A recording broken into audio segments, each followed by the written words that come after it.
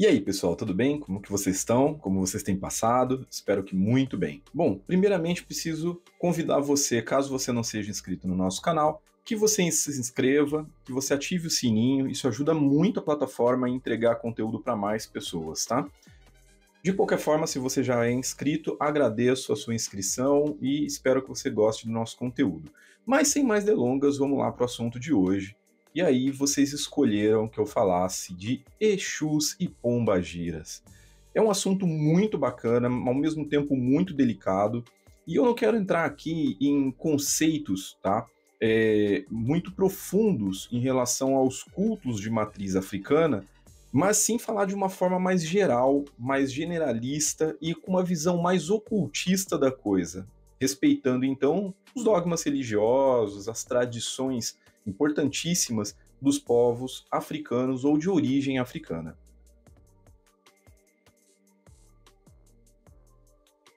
Bom, primeiramente é importante a gente falar que dentro da matriz africana, nós aqui no Ocidente, principalmente no Brasil, que temos bastante contato com a cultura africana, com a origem da religiosidade africana, temos uma tendência a colocar tudo dentro da mesma caixinha. Só que na África não acontecia dessa forma. As diferentes nações possuíam cultos diversos. Então você ia ter nações que cultuavam Ogum como sendo o principal orixá, outras que cultuavam Iemanjá ou Oxum, por estarem mais próximas de rios, de águas, de mares. Então, quando nós entendemos isso dentro do conceito brasileiro, nós temos uma tendência a colocar todos os orixás juntos, mas não é o que acontece originalmente. E tá tudo bem, eu não quero entrar na questão da teologia ou da cosmovisão africana em respeito aos cultos africanos e as tradições que se desenvolveram no Brasil a partir deles. Mas, dentro dos cultos, nós temos a visão do orixá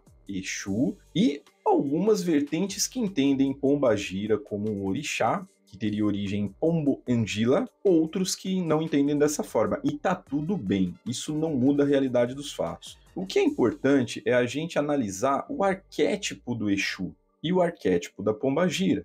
O que eu vou fazer agora na sequência, iniciando então pelo arquétipo do Exu. Antes disso, eu quero falar para vocês que essas entidades são conhecidas como entidades de esquerda, em detrimento às entidades de direita, onde estão os caboclos, os pretos velhos. E aí, essa nomenclatura esquerda e direita é uma nomenclatura que teve origem lá em Madame Blavatsky. Madame Blavatsky, ela considera, a partir de uma palavra do sânscrito, que existem vertentes de direita e de esquerda, sendo que as de esquerda, e a gente vai ver dentro do próprio Tantra, a ideia do Tantra da esquerda, o Tantra da mão esquerda, que são são as vertentes que tem o sexo, que tem o álcool, que tem essas coisas liberadas ou como práticas, ok? Já em detrimento da direita, no conceito da Blavatsky, então, que tiveram o álcool, o sexo e esses elementos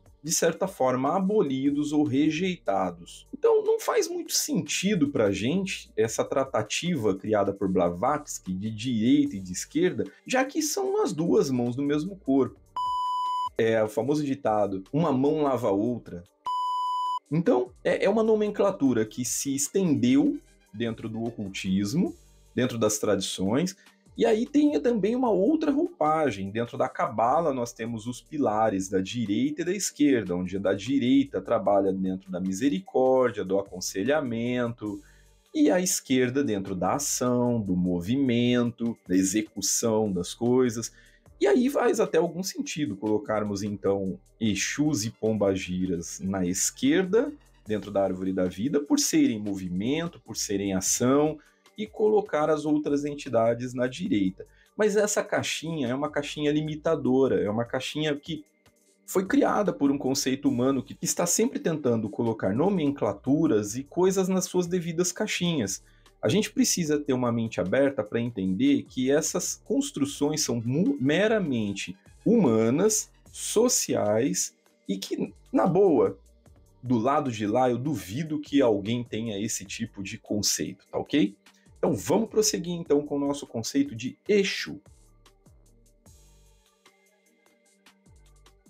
Bom, falando então de Exu, a manifestação de Exu na sua totalidade, falando mais no aspecto do orixá Exu, né? Porque existe o orixá e existe as entidades. O Exu que incorpora é a entidade Exu, não é o orixá Exu. Nas tradições dos cultos africanos, os orixás, eles não se comunicam. Então vocês vão ver em alguns vídeos, ou quem frequenta um terreiro, uma casa de candomblé, por exemplo, que o orixá, quando incorpora, ele dança, ele brada, mas ele não fala, ele não dá consulta. Quem faz isso são as entidades.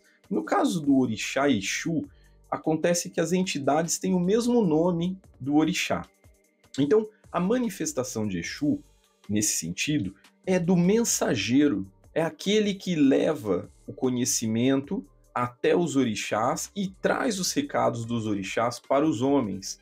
E é interessante porque existe em diversas religiões essa figura do mensageiro, do guardião dos outros membros do panteão. A gente pode analisar, por exemplo, nesse sentido, dentro da mitologia grega, o próprio deus Hermes, que é o deus da comunicação, aquele que leva o mensageiro dos deuses do Olimpo para com os homens e dos homens para com os deuses do Olimpo. Dentro do cristianismo e do judaísmo, nós temos, por exemplo, a figura dos anjos. Então, o anjo leva o pedido para Deus e traz as mensagens de Deus para os homens. Temos também dentro do hinduísmo, e aí hinduísmo eu faço uma ressalva, porque aqui no Ocidente também botamos toda a crença que vem da Índia como sendo hinduísmo, mas lá existem várias ramificações. Existe um xamanismo, existe o que é, no caso, uma proto-religião, é uma pré-religião das que se estabeleceram depois. Tem os cultos de Shiva, que chamamos de shivaísmo, tem os cultos de Krishna, que chamamos de krishnaísmo. Então, acaba sendo uma certa ignorância tratarmos tudo como hinduísmo, mas vamos tratar aqui por enquanto assim para ficar mais fácil da compreensão. Lá então, na Índia, existe a figura de Ganesha.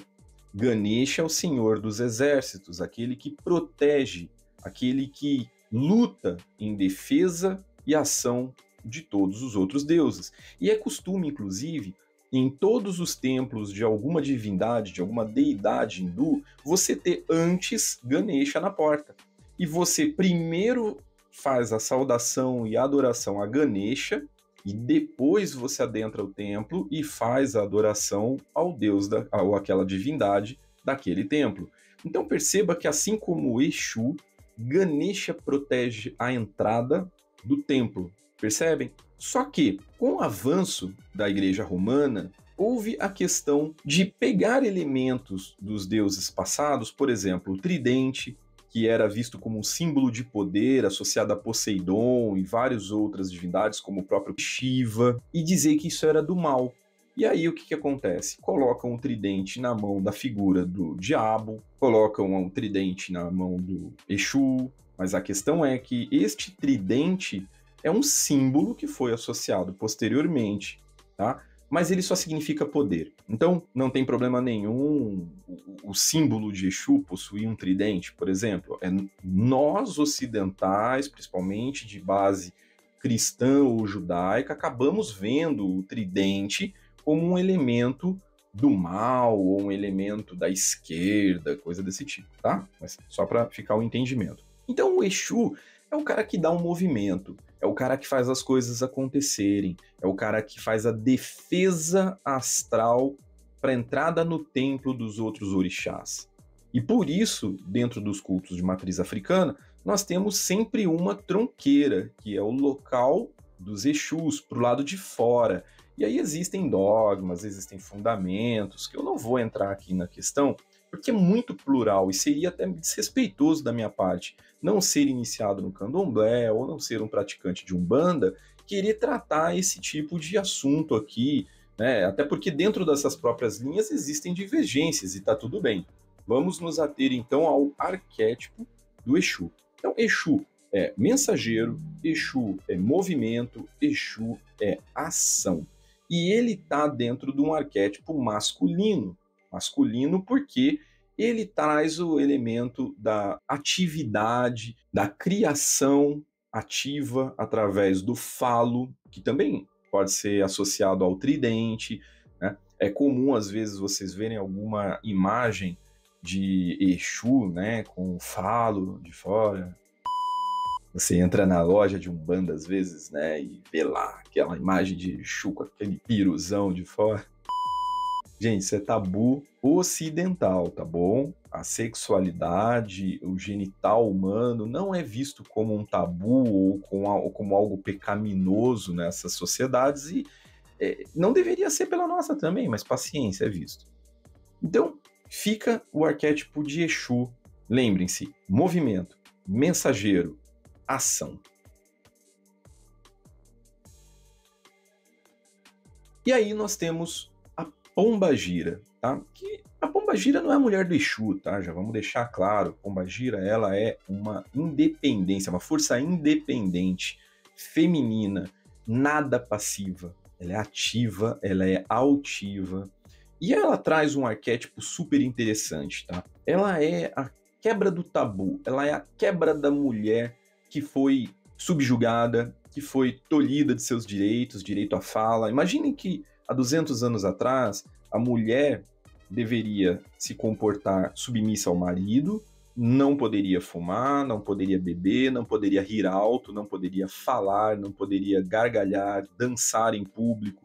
Eram hábitos mal vistos. E aí, o que acontece com o arquétipo da Pombagira? A Pombagira é aquela mulher na sua plenitude, aquela mulher que traz toda a sua potência, toda a sua força e toda a sua independência para fora. Ou seja, ela faz tudo aquilo que era reprimido. Por quê? Porque a mulher ela não tem que ser reprimida de nada, ela tem que fazer o que for da vontade dela e há de ser tudo da lei. Então, a Pombagira ela traz esse aspecto de tirar do interior o desejo reprimido e trazer para fora. Ah, Pedro, mas e homem pode incorporar a Pombagira? Sim, homem pode incorporar a Pombagira, incorpora a Pombagira e não tem problema nenhum nesse aspecto, tá? Primeiramente, as entidades elas são extremamente respeitosas, então dificilmente uma Pombagira, por exemplo, vai querer botar saia no médium, sabendo que o médium se incomoda ou que ele tem algum tipo de restrição, algum tipo de tabu, preconceito interno. Então, logo ele quebre isso, pode ser que ela coloque, mas não necessariamente, tá? As entidades elas são extremamente compreensivas e conhecedoras do terreno que elas estão pisando. Isso é muito tranquilo. Agora, existem alguns casos de homens que começam a incorporar, por exemplo, Pombagira e afloram uma sexualidade diferente. Sim, porque o arquétipo da Pombagira é justamente tirar aquilo que está no armário, aquilo que está no seu íntimo, aquilo que você tem dentro de você e não consegue pôr para fora e trazer para fora. Mas não é só na questão da sexualidade. A Pombagira ela faz isso com a mulher que ela é feliz por dentro, ativa, altiva, mas ela não consegue por alguma repressão social, por uma repressão religiosa, de qualquer forma, ela não consegue pôr essa alegria, essa potência para fora. A Pombagira vem, faz isso. Aquela pessoa que tem um amor reprimido, que tem uma questão interna, que ela sofre com essa repressão e ela não consegue pôr para fora. Pombagira vem trabalhar justamente em colocar esse aspecto reprimido interior para fora. Então é uma entidade maravilhosa para se trabalhar, que por muitas vezes é diminuída apenas a trabalhos amorosos. Mas por quê? Tem toda uma colocação em cima disso. Porque muitas das vezes a pessoa tem um sentimento reprimido, tem um sentimento no seu íntimo que ela não consegue exteriorizar. Logo, um trabalho para Pombagira não vai ser apenas um trabalho para amor, vai ser um trabalho para exteriorizar este sentimento que está interior na pessoa e que por muitas das vezes traz sofrimento para ela. E em relação aos agrados com álcool, com charuto, com a questão de padez, né? Bom, primeira coisa, tá, gente? Entidade não bebe. Quem bebe é médium. A entidade utiliza do elemento álcool para volatilizar suas energias e manipulá-las no astral. Assim como o charuto não tem diferença, por exemplo, de um incenso. É um elemento ar, é a queima, é um defumador, tá certo? Ah, Pedro, mas o que tem a ver a farinha com dendê e com a pimenta para uma entidade? Ela não come isso. Gente, não se trata de comer. É importante vocês pensarem que todo elemento usado em um ritual mágico ou magístico, ele possui em si uma energia, que alguns chamam de Ki, outros chamam de Prana, outros chamam de Axé. Essa energia que é manipulada pelas entidades. Eles removem esta energia para manipular em prol do médium ou daquilo que se deseja, deixando então apenas a matéria, né, inerte ali, a matéria física, sem essa energia espiritual, astral, tratem como quiserem. É o mesmo que acontece quando a gente acende uma vela, quando a gente acende um incenso com propósito, tá bom? Então a vela que você acende quando acaba a luz é diferente da vela que você acende com um propósito espiritual. Ela possui uma emanação de energia, uma vibração diferenciada. E é esta emanação que estas entidades se utilizam para fazerem os seus trabalhos, ok? É muito importante também a gente tentar trazer um pouco de consciência para quem quer se aproximar dessas entidades, Exu, Pombagira ou quaisquer outras. As entidades dos cultos de matriz africana são entidades naturais, ou seja, o ponto de força de Oxóssi é a mata, o ponto de força de Iemanjá é o mar, o ponto de força de Oxum são as águas doces. O que eu quero dizer para vocês é que não faz sentido você pegar o ponto de força de um orixá e levar elementos que vão poluir, degradar, pegar fogo nesses pontos. Imagina que felicidade, a pessoa vem na minha casa, me pedir um favor e entra com o sapato sujo de barro, destrói a minha mobília, põe fogo na minha cortina. Não funciona dessa forma. Então, respeito total a todos aqueles que praticam seus cultos. Porém, eu, pessoalmente, não consigo ver uma lógica nisso. Então, eu não coloco, por exemplo, isopor no mar. Eu não coloco uma taça de vidro na mata, né? Ah, mas precisa ser uma taça vermelha. Gente, pega um pimentão bonito, vermelho, tira a tampinha dele, ele vira um copão. Só que ele é um material que vai incorporar ao meio, ele é um material orgânico, ele não polui, ele não degrada o meio ambiente. Ah, mas eu preciso acender a vela não tem como substituir. Então fica sentadinho ali, olhando para a cara da vela e assegure que ela não vai tacar fogo em tudo. Bom, porque você tem essa preocupação na sua casa. Você não quer acender uma vela e queimar seu apartamento, queimar a sua casa. Por que você vai fazer isso no meio do mato, né? Inclusive, existem hoje lugares específicos para fazerem essas entregas, né? Você não precisa mais fazer numa esquina qualquer. Igual em São Paulo, existe um lugar específico dos orixás, onde as pessoas podem ir lá e fazer suas entregas. Então é importante ter consciência disso. Os pontos de força, como eu disse, que Exu e Pombagira são movimentos, são mensageiros, os mensageiros estão sempre correndo circuitos, certo? Entre os mundos de lá e de cá. E a eles, então, é atribuídas encruzilhadas, ou seja, os lugares onde os caminhos se encontram, os caminhos que vêm, os caminhos que vão. E aí, dentro então, das matrizes africanas, existe uma distinção das encruzilhadas de Exu, que são as em cruz ou em X, e as de Pombagira, que são as em Y ou T. Tudo bem? Nesse sentido, precisa ser, obviamente, uma encruzilhada da avenida principal, né? Obviamente, existe uma ideia de que a encruzilhada, quanto mais movimento ela tem físico, mais força ela tem astral, ou seja, uma encruzilhada da Avenida Paulista seria mais forte do que uma encruzilhada de um campo aberto, de uma estrada de terra no meio rural. É uma crença que deve ser respeitada, porém, sobretudo, entretanto, sucesso é a tua prova. Nada impede de que você use um lugar, uma encruzilhada dentro de uma propriedade rural, por exemplo, né, devidamente autorizada, que isso não fira o credo, ou crença do seu proprietário, para se fazer uma entrega lá, tudo bem? Então, É fantástica a forma de atuação dessas entidades. Elas são entidades que quem conhece, quem tem contato, fica apaixonado, tá? É praticamente uma convergência entre todo o meio ocultista, não importa de qual vertente você seja, né? As pessoas, quando tocam ponto de esquerda, todos dançam, vamos dizer assim, porque Exu e Pombagira trazem isso: alegria, movimento, comunicação, atividade, tá bom? Vamos tirar um pouco da cabeça essa ideia de mal e bem, Exu é esquerda, Quimbanda é mal. Gente, são nomenclaturas totalmente humanas. Eu fiz um vídeo, vou deixar o card aqui em cima para vocês, sobre justamente essa harmonia das notas musicais.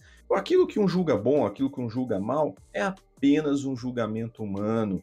A ideia é que mão direita e mão esquerda se juntem para fazer o propósito que se precisa, tá bom? Então, não pense que esquerda é má, não pense que esquerda é só trabalho de amarração, só trabalho de ataque, tá?